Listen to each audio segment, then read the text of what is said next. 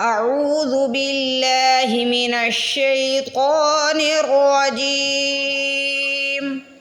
بسم اللہ الرحمن الرحیم قل هو الذی ذرأکم فی الارض وإلیہ تحشرون۔ قل قاف کو موٹا پڑھیں گے، قاف کے اوپر دو نقطے ہیں، دو نقطوں والا قاف موٹا پڑھتے ہیں۔ هو الذی، واو کو لام سے ملائیں گے، پہلے واو کو لام سے ملائیں گے پھر لام کی حرکت پڑھیں گے کیونکہ لام پہ تشدید ہے۔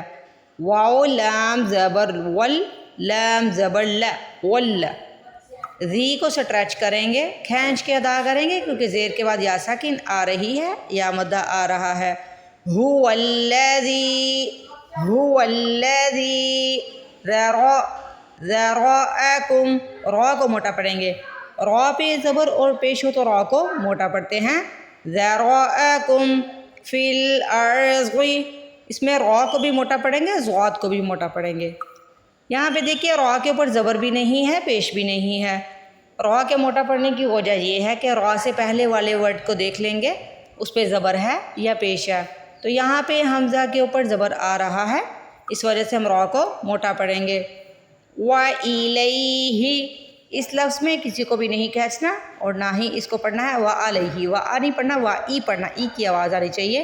وَإِلَيْهِ تُحْشَرُونَ، ہا کی آواز حلق سے نکالیں گے، تحشرون۔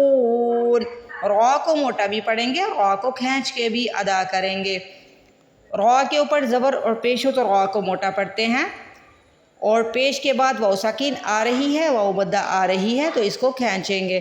اس کو 2 سیکنڈ سے زیادہ کھینچ سکتے ہیں کیونکہ یہاں پہ ہم نے وقف کرنا ہے۔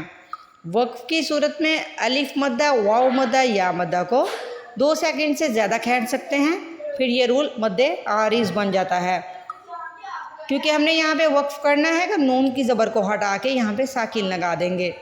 تحشرون، قل هو الذی، قل هو الذی ذرأکم، ذرأکم، ذال کو نرمی سے ادا کرنا ہے، ذرأکم فی الارض، فی الارض وإلیہ، وإلیہ تحشرون، تحشرون۔